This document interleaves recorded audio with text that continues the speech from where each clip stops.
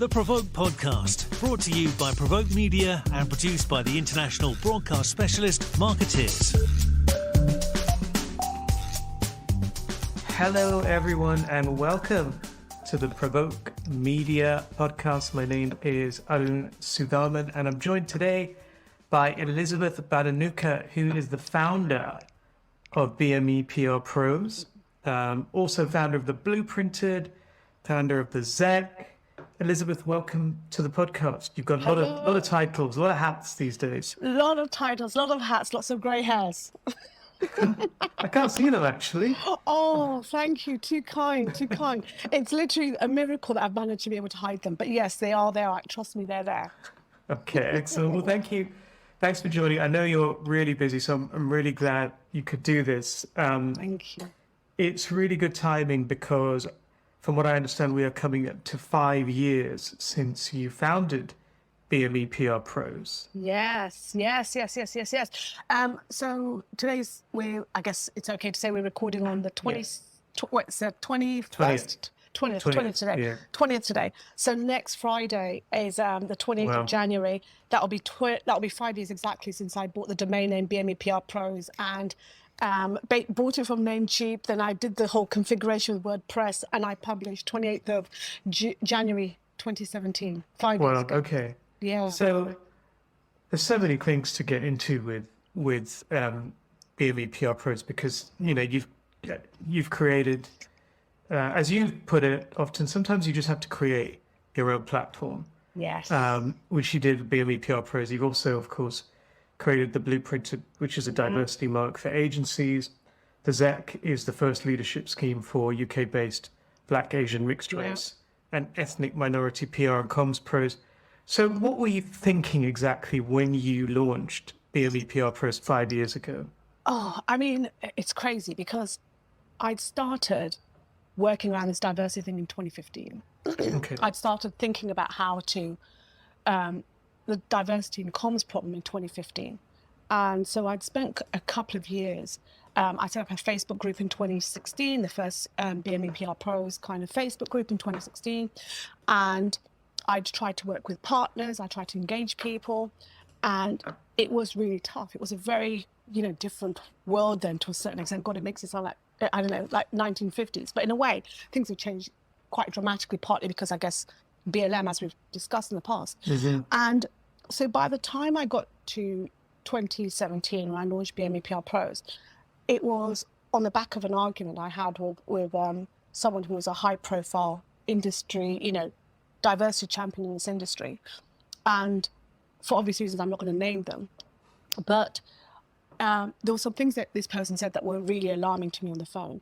And it made me realize if this is our industry, this is what a diversity champion looks like in our industry, then I think we need to do it alone sometimes. And so when I launched the website, it was quite reactionary to a certain extent, but also I'd had, I can't stress enough how, to a certain extent, things have changed in the sense that I lost a lot of client work when I started talking about diversity. People dropped me on LinkedIn, dropped me on Twitter. I mean, literally, I had like 50 Twitter followers. So when you lose 10, that's like a fifth of your following has gone, and you notice, right? No one wanted to hire me. I got trolled aggressively. I once wrote an article about poverty porn, comic relief and poverty porn, and you can read it, it's in PR Week, and I got called the N-word more than 40 times on Twitter. So by the time I launched BME PR Pros, my thoughts were, well, no one likes me doing this anyway. A lot of people seem to hate me for doing this. And to be honest, even to a certain extent, Black, Asian, mixed race and ethnic minority, there were people from those backgrounds, some of them who were also very uncomfortable with what I was doing, with the perception that, she's making it harder for us, why is she doing like this racism stuff? I've never had a problem, so why is she mentioning it? And so when I did it, my thinking was literally like, well, you know what? I believe in this and I feel there's a different way to do it. And in the old, not the old days, but there was a lot of D&I initiatives that were kind of obsessed with making BMEs look like we're in a Benetton advert. Like, we're so happy and grateful. We're all so smiling. You know, these horrible stock images where they have brown guy, black girl, and everyone's smiling or doing stuff like that. And I was always like, why can't you be like a director of comms and also a Bollywood fan? Why can't you be a fintech comms pro, but also into Beyonce? So, I used to do GIFs and everything else. No one wanted to work like this with me. So my argument was like, I'll set up this website and I'll spend an hour on it or 2 hours on it on Sundays. And that was my whole kind of thinking. And just to flag, when I first set up that website, again, I lost a whole lot of more followers. People were really, really quite angry with me. And there was even people from ethnic minority backgrounds, again, were really offended that I was talking about diversity and using a GIF of Beyonce. Some people found that really offensive. Like I used a GIF of TLC and someone was just like, it's diversity, she's using a GIF of TLC. She's obviously not taking it seriously. I'm like, it's TLC, of course I'm taking it seriously. It's Left Eye. I know, yeah. So that was my thinking. That was my thinking. No one, I had gained absolutely nothing but contempt and trolling doing the diversity work. So I had no reason to think anyone would think any different or anything would change particularly. Yeah. So you got trolled, you got abused. Yes. You lost followers, you lost clients. business. Yep. So tell me again why you did it. Yes, because you know what? This is going to sound really abstract and ridiculous, but I felt that I had a point, and I felt that, rightly or wrongly, it's interesting talking about this, but it is going to sound abstract, but I think it's kind of the argument, around censorship, that, it's not that you have to read this book, but the book deserves to exist. I didn't expect anyone to engage with BME PR Pros, but I felt there was a different way we could potentially discuss diversity that deserved to exist. That shouldn't be based, and just because, overwhelmingly, just because a lot of white people were telling me I was wrong, it shouldn't necessarily be down to one person how this is done. And just because, some black people were saying to me, you're making me uncomfortable talking about racism, it didn't necessarily mean it should be dictated by them. I feel that with all these kind of things, there's, there seemed to be a lot of people that wanted to tell me how to do it, but a lot of people that weren't doing it. And we'd also got away with some really horrible, I feel, mistruths, false news about Black, Asian, mixed race and ethnic minority people that was so common in our industry that I found deeply problematic and, bordering on, day-to-day, casual, constant racism. So when I started out, to a certain extent, it still happens. The consistent pipeline problem. Oh, it's a pipeline issue. It's a pipeline issue. And yet I would hear horrific stories. I hadn't heard as many before I started BME PR Pros, but I really felt that thing about the pipeline issue meant that the whole industry could, absolve themselves of ever having to question whether or not our diversity problem could potentially be an institutional racism problem. And I felt that I could let people carry on doing this, or I could try to challenge this hypothesis. And so, one of the reasons was, okay, well, I would email people, you've got a pure white panel for this event. We couldn't get a senior PR person. You know what? I put that event on and I showed. The first event happened, BME PR Pros event happened in March 2015. Daljit, brilliant Daljit from Diffusion spoke, Adrian Marr from Fan Club PR, Jessica from Wimbart, the brilliant Ronke from Ariatu, all of them spoke. So, so what's your excuse? Then people said, well, there's just not the diversity of BME leaders. Well, I found 15 to be mentors. From a spreadsheet of 500, I turned to 15. And part of that was like, you need to do better, because if you're going to turn around and say there's a whole race of people that cannot write, that cannot come up with creative ideas just because they don't have white skin, and that's why they're not flourishing in this industry, you need to do better to show me the evidence, because I'm finding it. Our industry has 84,000 people that work in PR and communications in the UK, according to one of the industry bodies. And people really thought that if a black person doesn't appear on PR Week, they don't exist. Well, we've got Asian people, black people, mixed race, ethnic minorities working in NHS organisations, who are working in housing associations. Not everyone has a Twitter account. Not everyone has an opinion, wants to write an opinion piece in, PR Week or do a podcast or PRovoke. Not everyone wants to sit on a panel event. Not everyone wants to be a judge. But I really felt the most problematic thing with these points was that people just casually, very comfortable saying that, you know what, only people with white skin can ever do PR and communications. And people didn't even find that as racist. And it is, it fucking is. Right? I'm sorry for swearing, I hope you bleep that out. But also, on the flip side of that, I was starting to hear rumours about the turnover problem. And again, I found it wild that people were really comfortable saying to my face that they had a turnover problem, again, of people from black, Asian, mixed race, ethnic minority backgrounds. They had a turnover problem, and implying that's because we were somehow all lazy, that we couldn't hack it. And no one wanted to ask themselves the question, what's going on in your working culture that this group of people leave? And those are things I wanted to challenge, because, the starting point for so long was so completely racist. Can you imagine, our industry, we do a job that you don't need a degree for, you don't need to come from money for, you don't need any of those things to be able to come up with a creative idea, to rise and get to the point where you're on board level and giving strategic counsel. And yet people just really come to making the assumption that you couldn't do this job without white skin. And it's just so deeply racist. It offended me. So I guess for me, it was, I can't believe we get away with this, Yeah. So that's why I did it. That's a long story short. Yeah, but then I think it's really important to actually hear the whole reason and not just the reason, but the reasoning behind it all. Because all of those reasons are just still very relevant.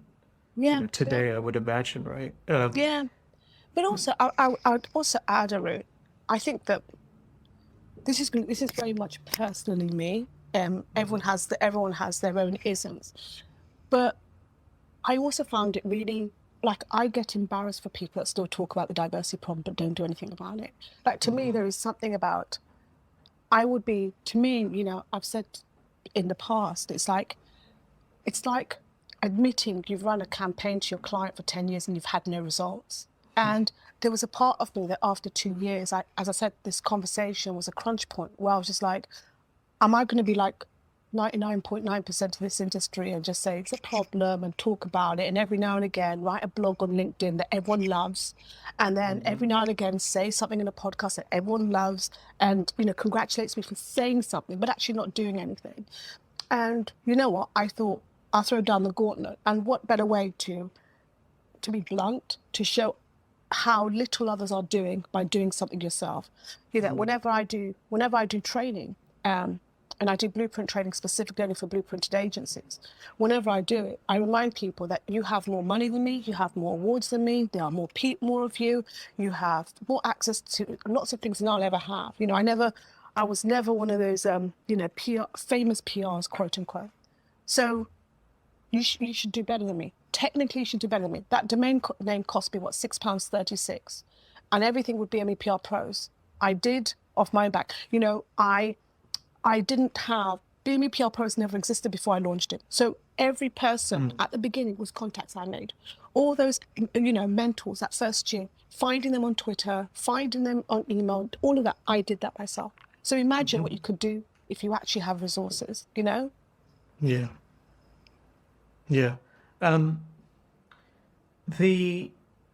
It's been a lot of work. You've created so many different things now. It went from the platform to Blueprinted, the ZEC, and of course the events, the winter series, which has become so successful and has had bigger and bigger names every year, which has just been amazing to see. How satisfied are you with your progress 5 years on? Does it surprise you, or are you where you thought you would be? Do you know what? It's really strange to say this, but look, despite my sofa, I'm not living rich. I've said this a lot of times. I live in a studio, a large studio, but a studio nonetheless. And it's me and one full-time member of staff. Lisa does a lot of the stuff, day-to-day stuff on the blueprint. That is the diversity process and everything else. And I do all the stuff on BME PR Pros. And I manage the blueprint, and I am HR, I am IT, I am, the intern. We have a mail out we're sending out this afternoon, which means that I'm doing a training session after this for 3 hours. Then we're shutting the business so we can stuff envelopes for 2 hours, 3 hours. Then we are going to take 3 trips to the post office because we forgot how heavy these envelopes would be. That's what we do. And the reason I'm saying that is because we do all the nitty-gritty operational stuff. So when you see a flyer has come out, I have found that headshot, I have to proofread that bio, I have done all of that nitty-gritty stuff. So there's an element where you feel like you're in the eye of the storm. You don't get to see how things are. And I also feel that this is going to sound really bizarre and to say this, but you're as a Black woman, I think all Black women know that the most trolled group on social media is Black women, and more so when they talk about race and diversity.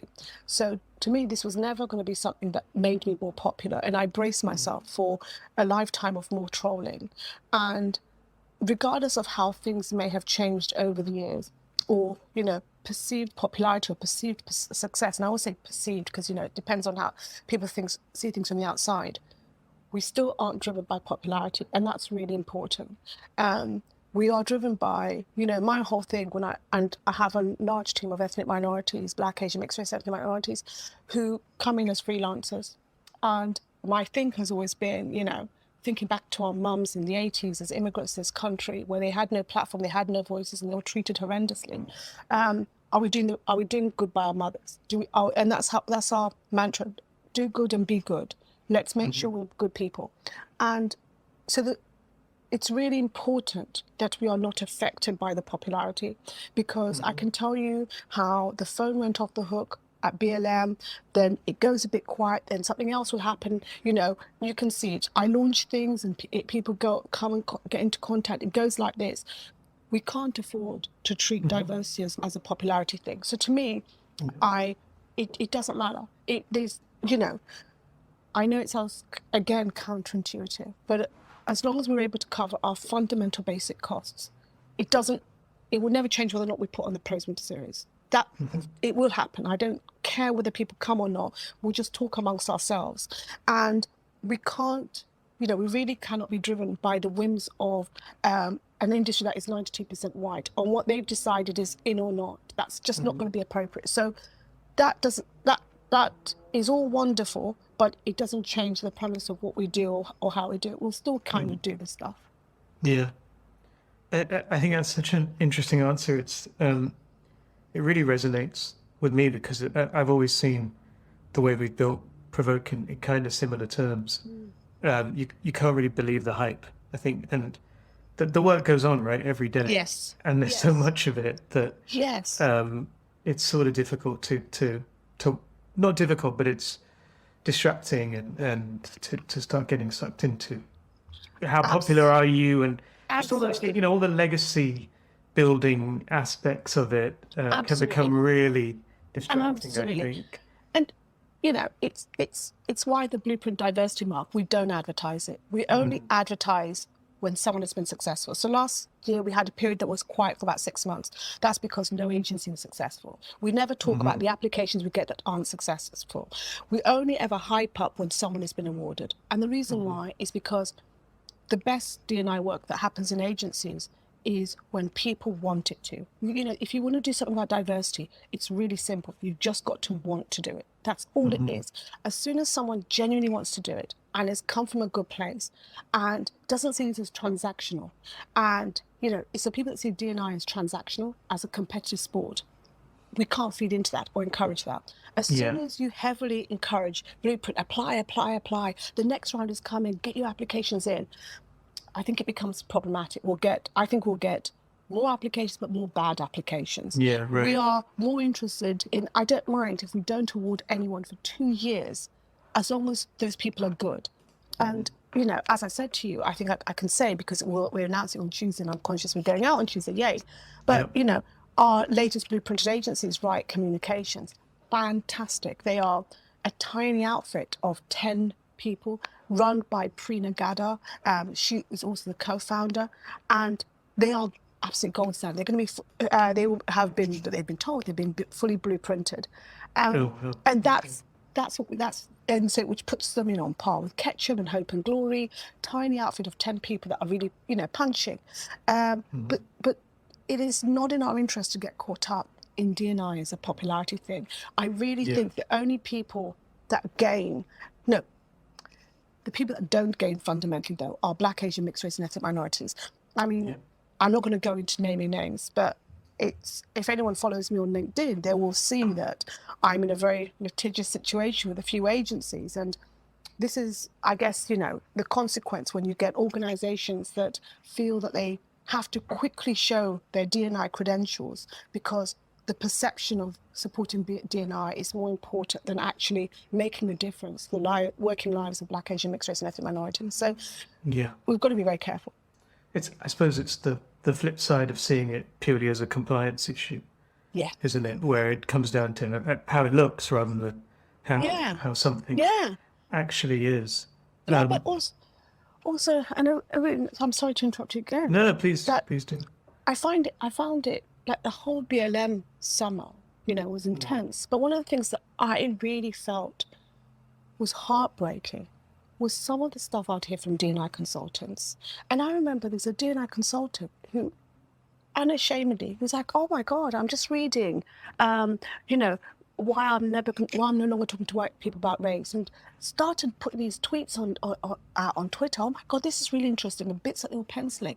And I was like, how the hell have you been earning money as a D&I consultant for 6-7 years, and you're now understanding systemic inequalities?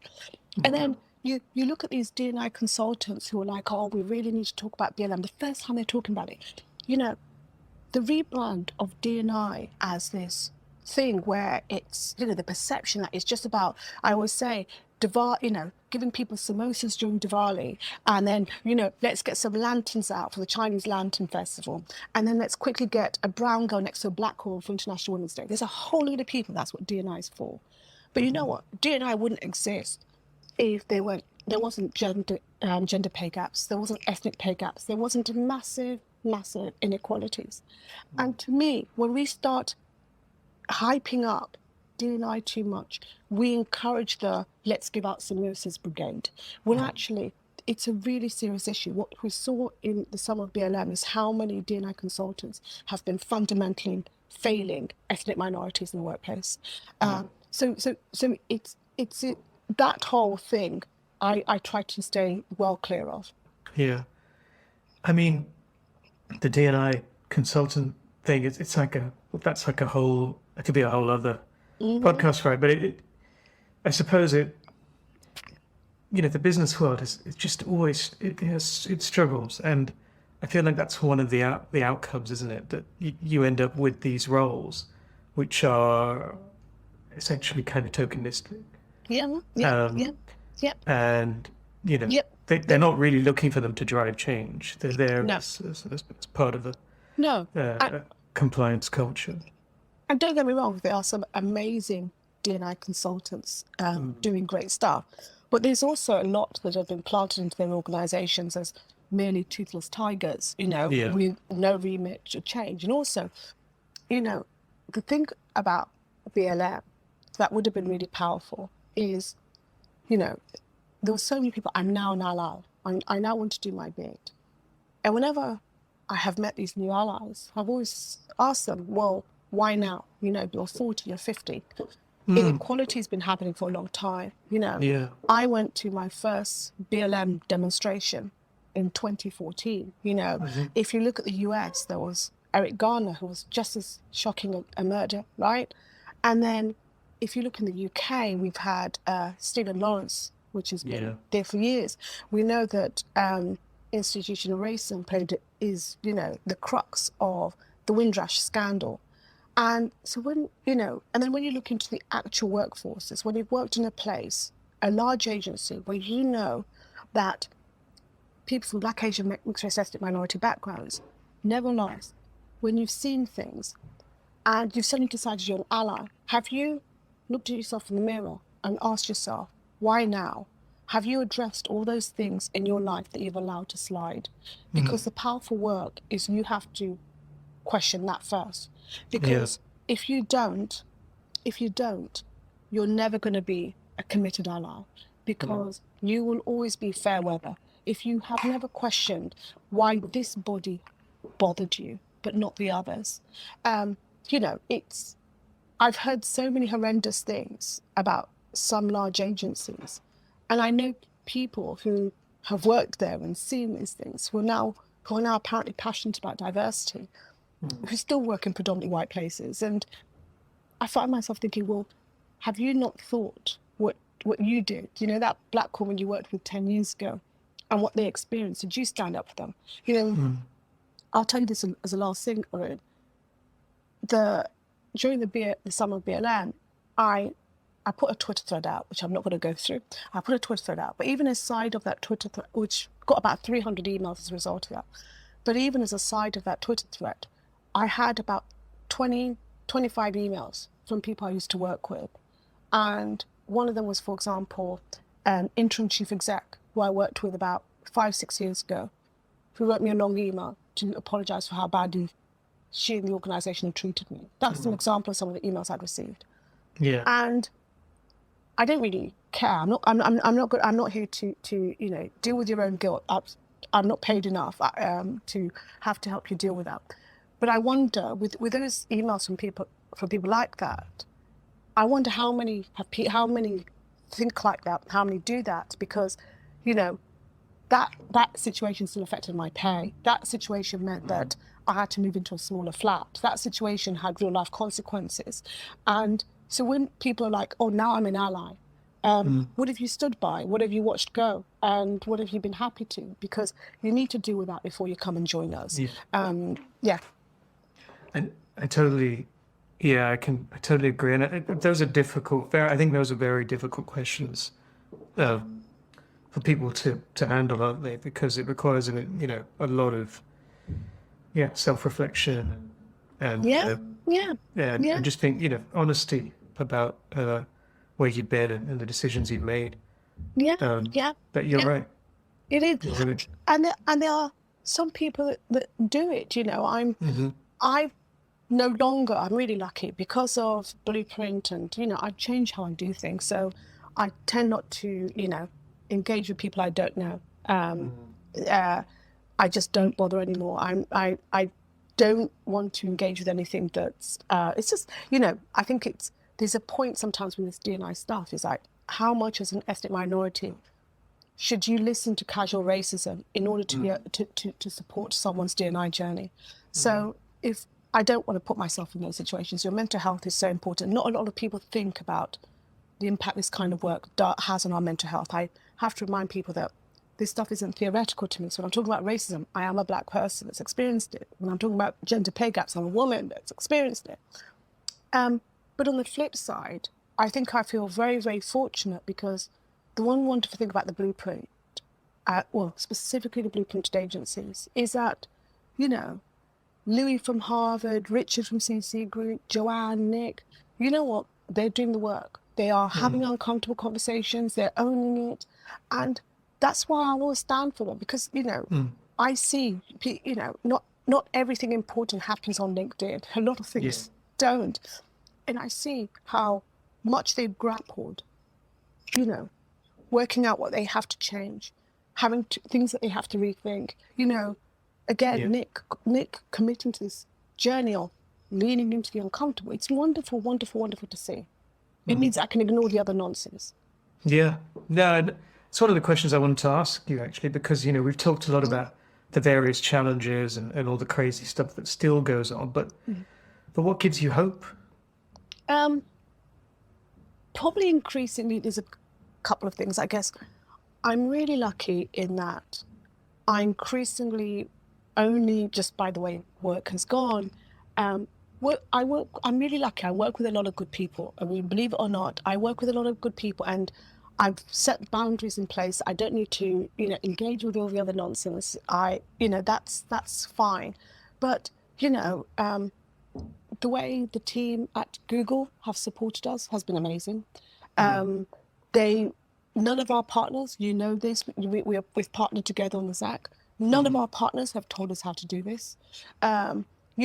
Something you may not know, but in 2020, I turned down about £25,000 to £30,000 worth of sponsorship for the Pros Winter Series from organisations that just wanted to use us as a plaster. Quick, can we give you money and pretend we support DNI? And I'm like, well, no, you don't. It doesn't work like that. Or people that were like, let's give you money and I want 3 of my people to give keynotes. No, we don't work like that. The way BME PR Pros works is we're going to design something, and as a partner, you give us the money to do it. Or you don't. You come on board and support it, or you don't. But you don't dictate how this should be done. And honestly, the way the Tim and Catherine and Polyad and Claire and the brilliant Joe, Elijah at Google have supported our work authentically. Nishma Rob, authentically has been wonderful. Twitter yesterday, Twitter UK, David has been brilliant. Spoke to Brendan yesterday at The Guardian. The Guardian are one of our groups of tutors for the ZAC. They're doing a Guardian Day with our class. They're working so hard to create this amazing, amazing day. It's wonderful, That fills me with hope and gives me so much joy. And then, as I said, when you go to Harvard and you meet Amira, this amazing young Black woman, full of confidence, her authentic self. She's the best advert for Harvard. Everything that they could say, she is the best advert. I have so much adoration for Amira. And likewise, Lejean, Dylan, who's at Blurred, brilliant young man, really confident. All of these people give me so much joy and hope because something is going right in these blueprinted agencies. These are young people going into work and are never scared of being themselves, which, I certainly know. I've done it where I've worked in places that I'm just terrified of being myself, terrified of reminding people I'm Black. So that stuff is wonderful. And, I think Manifest have been amazing. Julian was one of the first people that reached out when I launched the mentoring scheme. I still have a screenshot from Julian. I said, so if you want to get in touch. He's like, great, let's talk. And I think what I love is the work they produce, the workforce they've got, Julian's approach, and also just how much support Julian gives of me. If ever I need to, hey, can I sound you out? Am I being crazy? Is this crazy? How about this? Brilliant. So all that means that, bizarrely, despite working in a sector, industry that has a huge amount of racism, I have managed to get to a position where increasingly I'm only surrounded by the people that are doing incredible stuff. And again, watching the ZEC candidates come through and the way they are experiencing this, and to find that 30, 40 industry professionals are giving their time to do this for free. That's been wonderful, wonderful. All that is just brilliant, really, and yeah, I'm very, very fortunate. I meet a lot of wonderful people, talented Black, Asian, mixed race and ethnic minorities. And I'll say another thing, the Pros Winter Series, Donya Davis, head of design at Ketchup. I mean, just brilliant. Did a whole thing about her inspirations and a creativity masterclass. Just an incredible person who I never would have met if it wasn't for this work. Katie Dash at the CBI, I would never met if it wasn't for this work.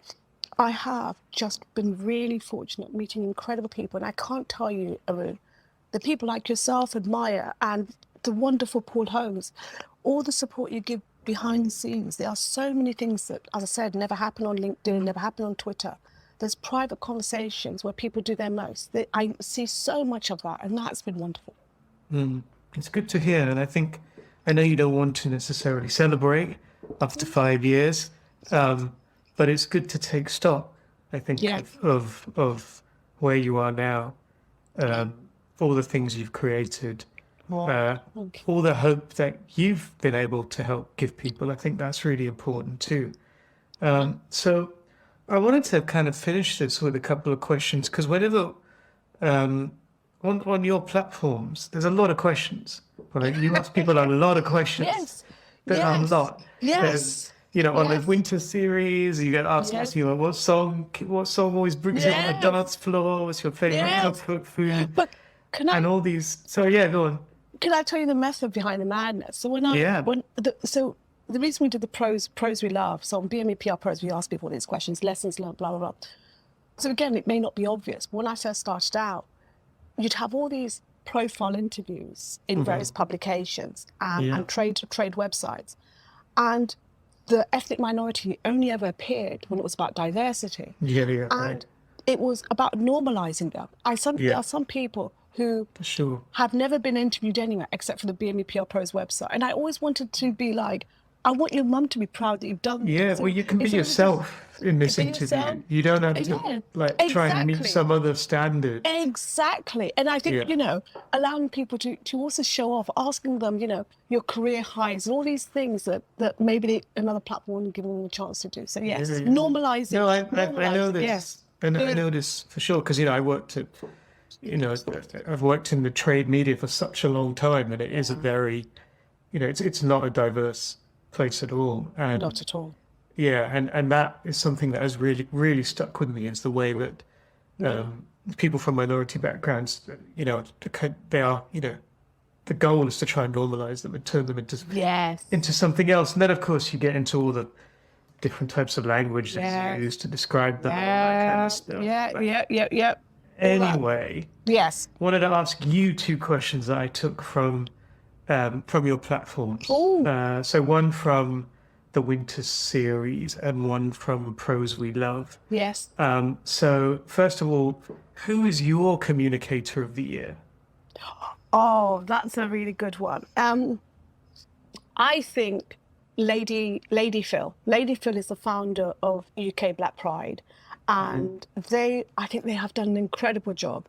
You can follow them on LinkedIn, but it's incredible because one day, she is, protesting outside the Ghanaian embassy about LGBTQ plus gay rights in Ghana. And next minute, she is doing a glamorous photo shoot for British Vogue. And throughout all of this, whether she's profiled in the Guardian, she was recently made an honorary doctorate or received an honorary doctorate.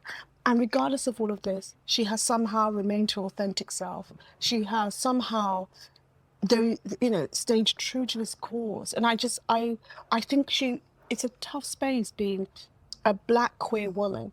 And I think it's amazing that she's a real force, and it feels that she's done this wonderful thing, no matter how big. She was on a LinkedIn advert as well, the LinkedIn Changemakers advert on TV.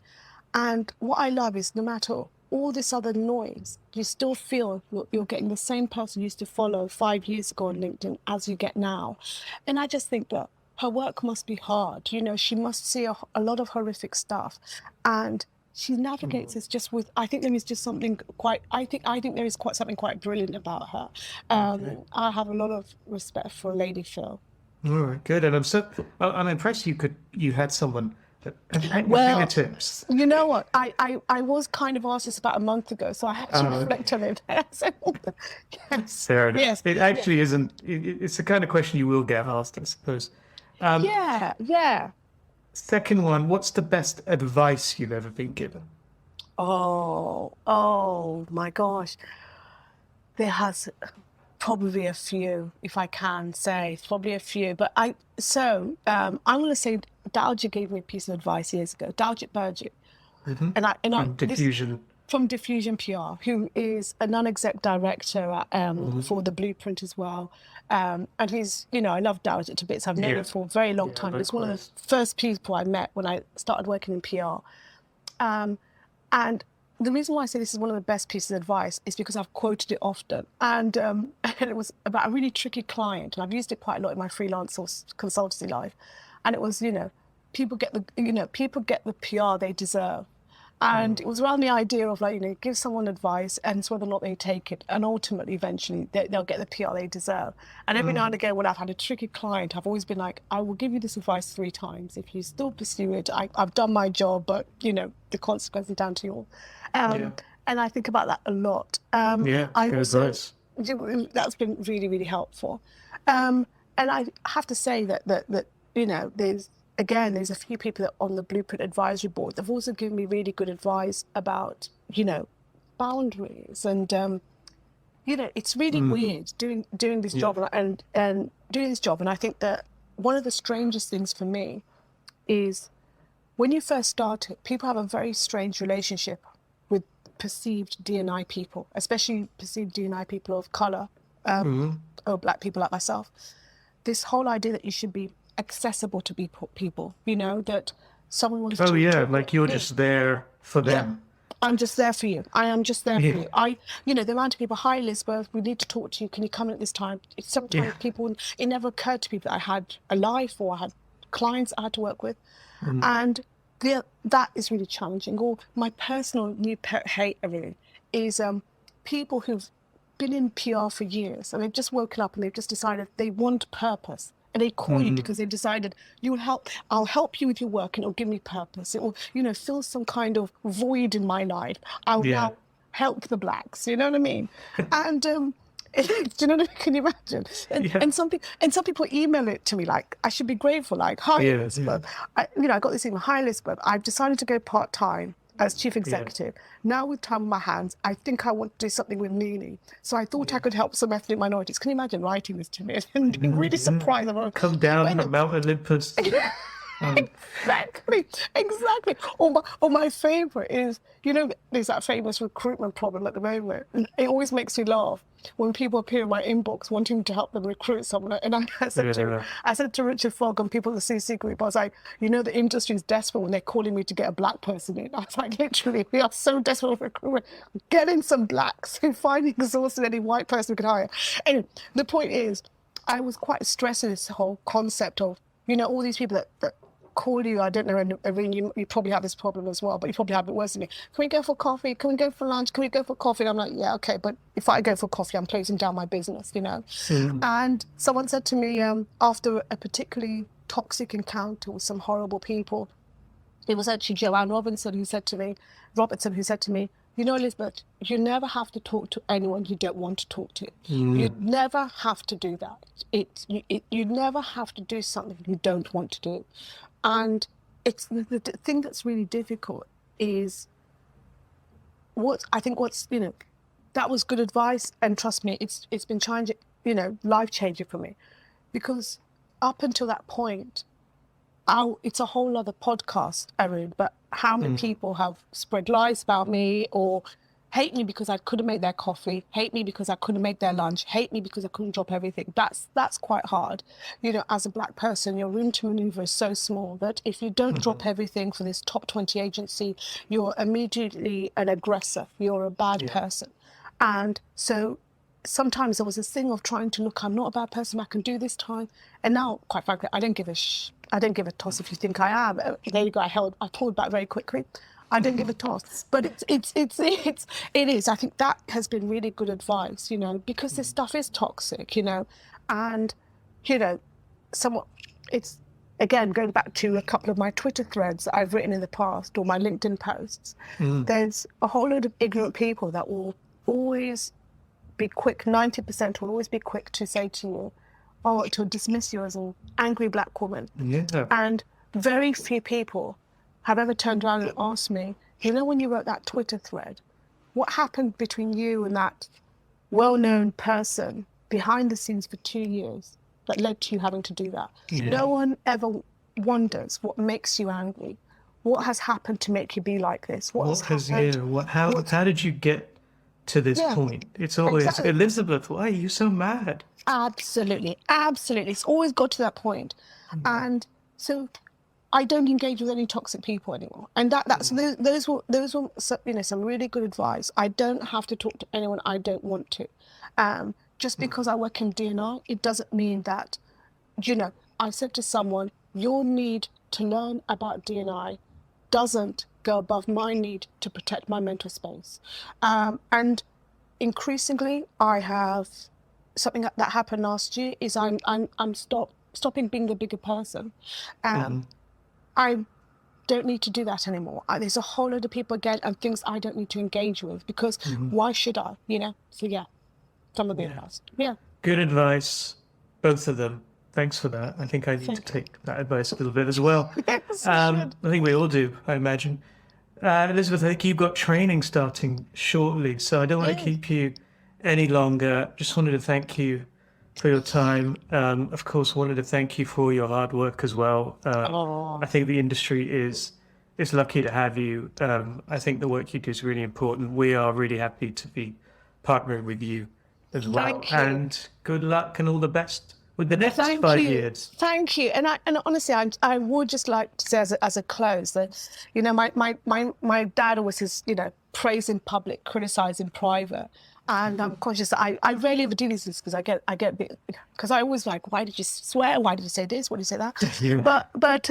But you know, I have to say, you know, it's been 5 years, and I'm just want to say a massive shout out to specifically, you know, Dalja, to Anushka, my brilliant Neds who have just been wonderful, Sasha and Nairi and Henry and Olivia, the Blueprint judges who've been absolutely incredible, and then also just the first round of BME PR Pros mentors who, you know, never got on board because they wanted to be in any industry trade publication. They never got on board because they saw it as being positive. All those people. And then finally, I think it's just a massive thank you to people like yourself, PRovoke Media for all the support and being great partners, CIPR, Google UK, and people again like Guardian, who've all just come behind and supported our work, and all the incredible people that are teaching, doing masterclasses, training days, mentoring for the ZEC, and doing my career talks. It's a massive, massive effort, but the impact they're having on the cohort, and I just hope the ZEC runs and runs for years and years, and we end up at one point with a group photo of 50 former alumni, and knowing that so many of them are sitting at the table. But that's because so many amazing industry people have given their time and their advice and their support for free, and I can't thank them enough. Thank you to all the good people that have been part of the journey. You know who you are. And my enemies keep sleeping with one eye open. I'm joking. Well, it's quite a coalition, just the names there, right? You know, it's an amazing coalition that is kind of you've helped to build and has come together. And I think slowly but surely it changes the whole industry. Absolutely. And that's how it happens, right? Absolutely, bit by bit, Yeah. definitely. Thank you so much.